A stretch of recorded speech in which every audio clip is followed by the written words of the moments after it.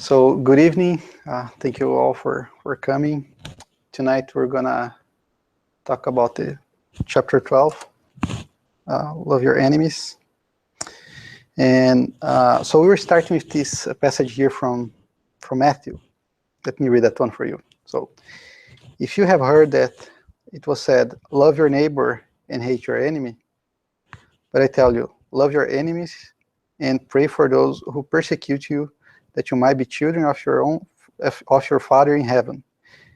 He causes his sun to rise to the evil and to God, and sends rain to the righteous and the unrighteous. If you love those who love you, what reward will you get? Are not even the tax collectors doing that? And if you greet only your own people, what are you doing more than others? Do not even pagans do that? Be perfect, therefore, as your heavenly Father is perfect. So this passage here, it might be a little convoluted to understand, because if you think about it, we should love our enemies. This is something that it sounds kind of not that it's not a simple thing to understand. But this is one of the first principles. This is the first principle of the law of love, according to the chapter 12. So, but in order to understand it, it can be a little bit hard for us because of the evolutionary stage that we currently are. And by the time that we get more evolved, it's going to be easier for us to practice, right? And if we all remember, what it was said is that we were created simple and ignorant, right? And by time passed by Paul, our spiritual journey, we will be learning and we'll be evolving, right? We're not gonna go back. We're always gonna go forward, right? We're always gonna evolve, and this is part of our. This is one of the things that we are gonna learn within our path. So, however, there is a misunderstanding about the meaning of the word love in this context. Jesus didn't mean that we should love, you should have the same fondness for an enemy as we have for a brother or friend. It is kind of, if you think about, oh no, I'm gonna love my enemy the same way as I love my son. It's not like that, right? It's not gonna be like that. So no one takes the same pleasure in the company of an enemy as in the company of a friend. Of course, right? It's way easier for you to stay in a company of your friends, of your family, right?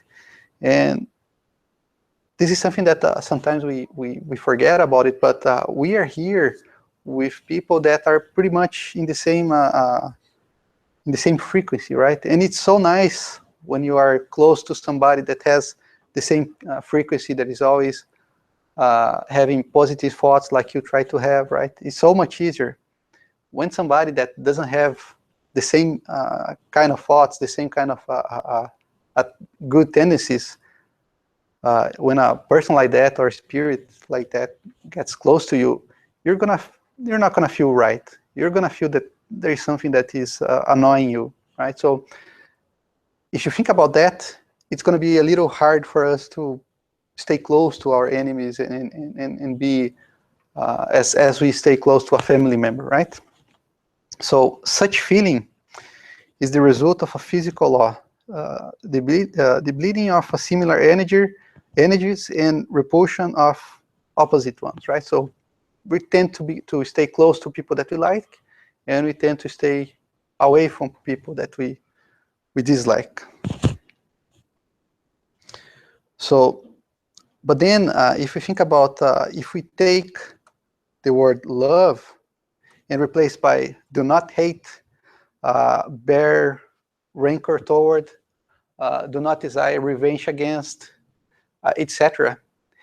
it's easier to understand the meaning, right? So if you do not hate your enemy, that's a huge advantage, right? If you do not hate him, if you don't want him, don't wish him bad, if you don't wish him like something bad is gonna happen to him, it's a pretty big thing. If you can do that already, that's a very good sign that you are in the right path.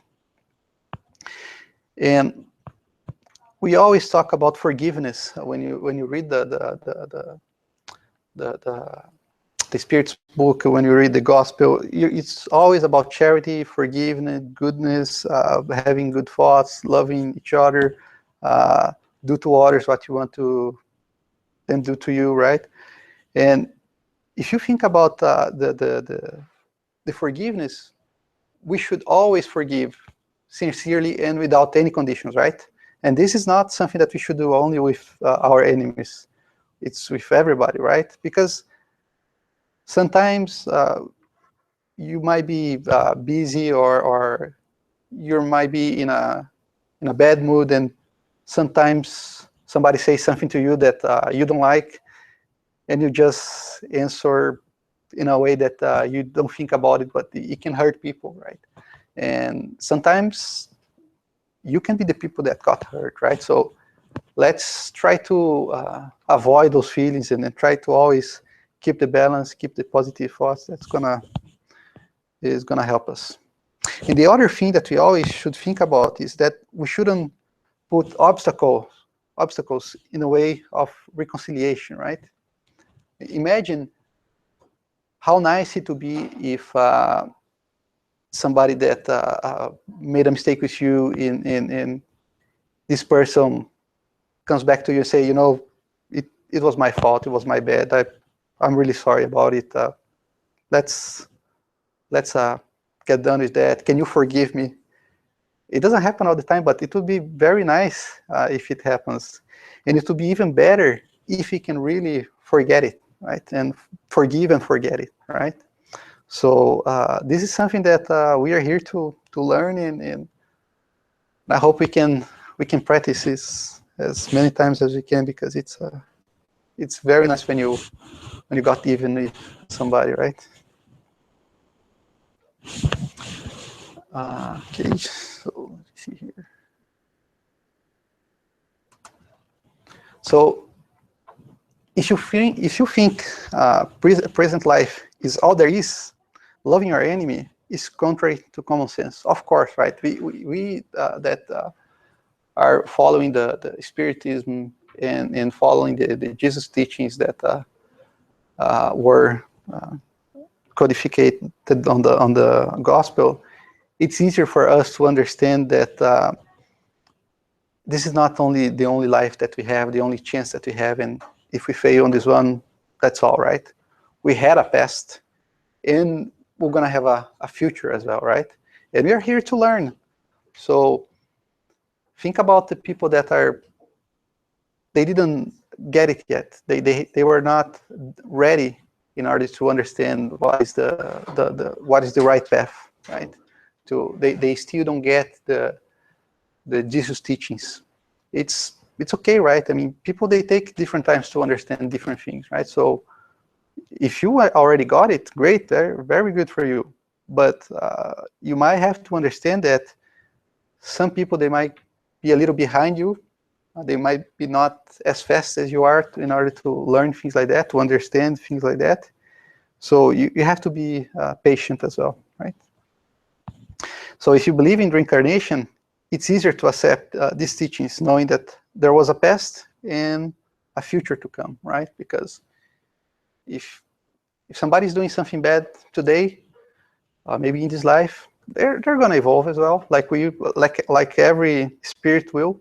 So someday they'll get it. Of course, they're going to repair, and they're going to have to fix all the wrongdoings, right?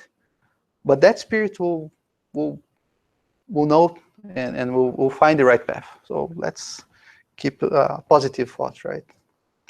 And as soon as you understand it, it's easier to accept this concept, right? We were talking to Carol before we start the lecture, and and we're talking about how odd it might be that you have to love your enemies, right? And sometimes if you don't think like that, if you don't have some help to understand it better, it is odd. It is something that it's hard to swallow, right? But luckily, with the codifications that we got on the gospel, it's easier for us to understand. It put us in a different perspective, so it makes it easier for us to understand. And once you understand it, it's easier to accept it.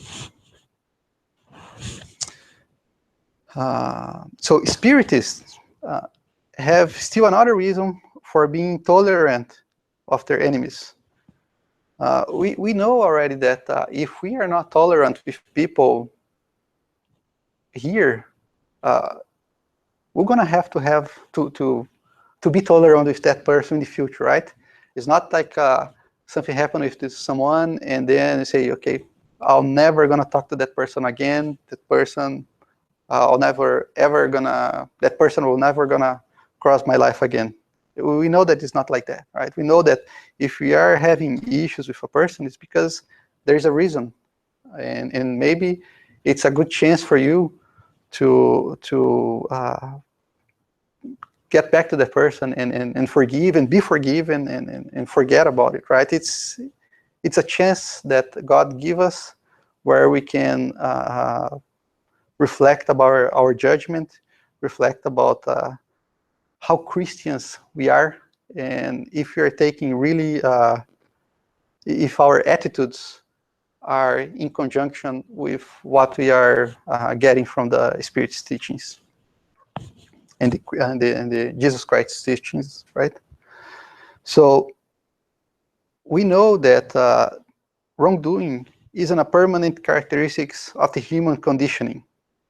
Wrongdoers will realize their mistakes and turn toward good, right? So simple evolution principle, right? We'll learn and we'll become better. And then if you think about the physical presence here, talking just about this life, the death of an enemy is a liberation of only from the enemy's physical presence. An enemy can conceivably act on hatred even from the spirit realm, if it's allowed, right?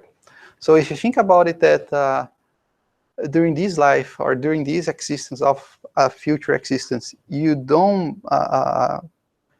get in peace with your enemies, it doesn't mean that by the time that that spirit disincarnate will be free of the issue itself, right?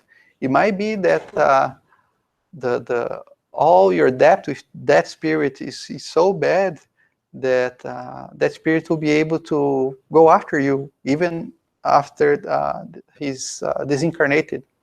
So if you think about that sentence, it's always better that we solve our issues while we are all here, right? It's way better that we fix these problems when we are all together incarnated. So let's keep thinking about that one. Every time that you have a problem with somebody, and maybe it can be with your boss, with somebody in traffic, who knows, right?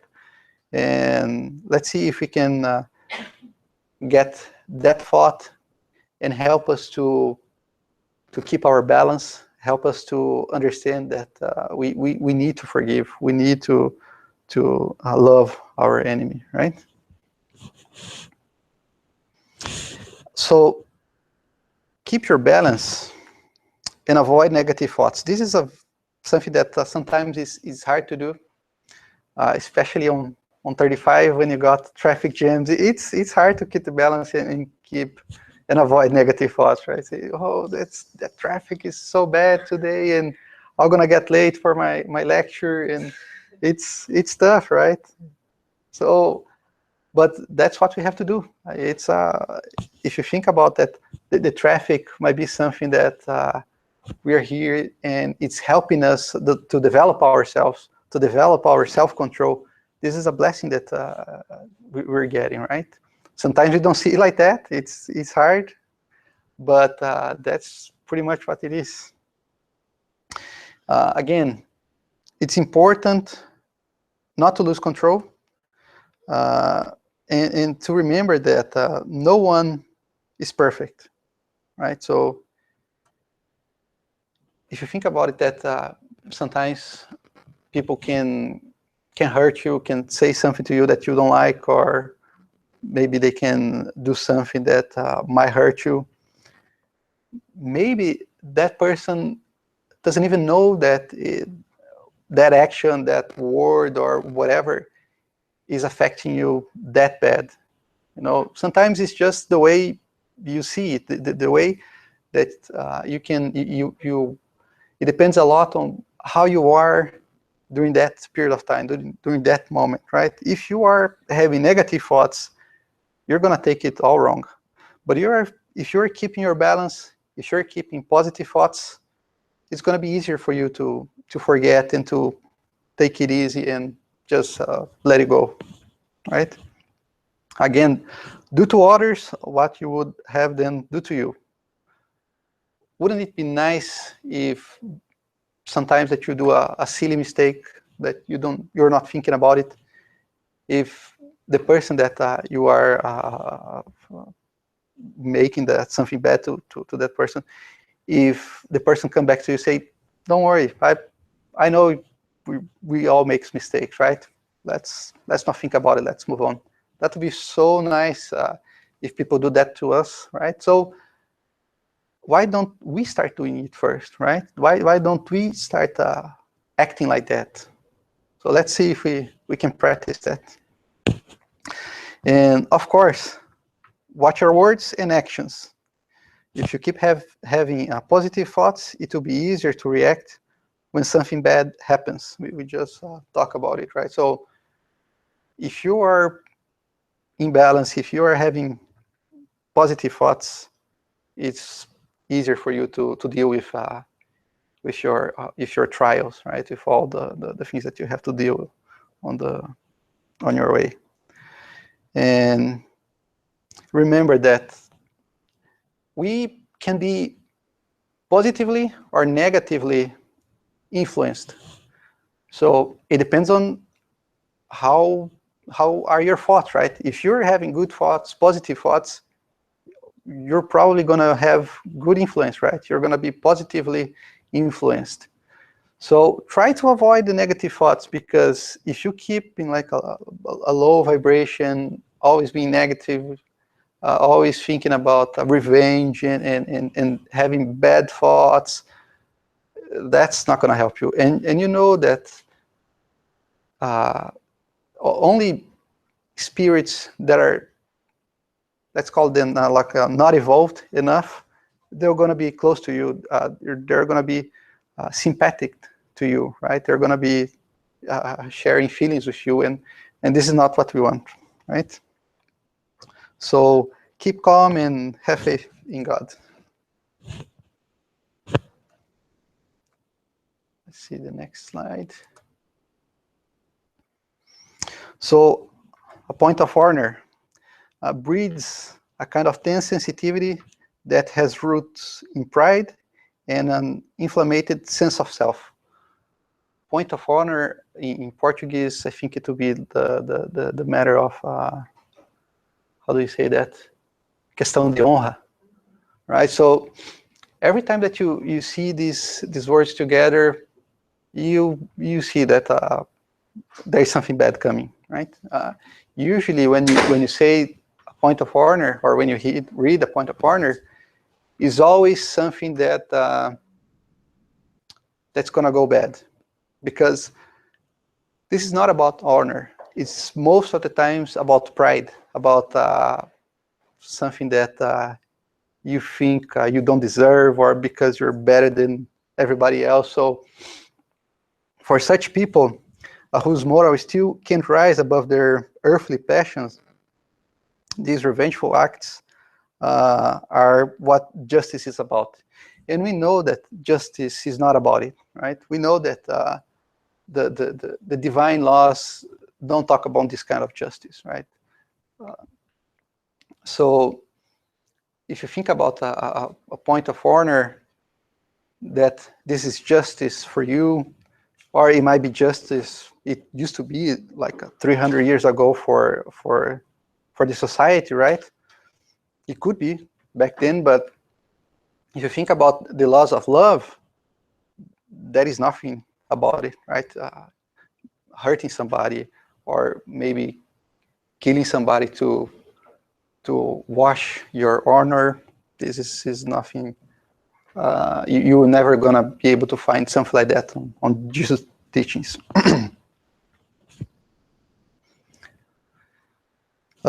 So this is the last slide. So eye for an eye and tooth for a tooth was the law for Moses' era. So if you think about it, when Moses came and put that together, it was because the spirits that were incarnated in that area 5,000 years ago, this is what they could understand, right? This is what they would be able to accept.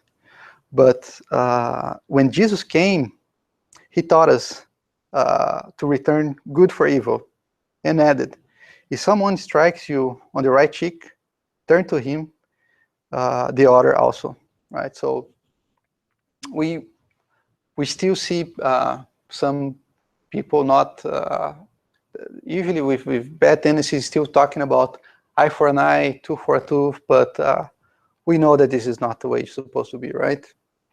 Could be 5,000 years ago, not anymore. And then we have another message from Gandhi here, Mahatma Gandhi, where he says, an eye for an eye will make the whole world blind. And I think that's it. Thank you.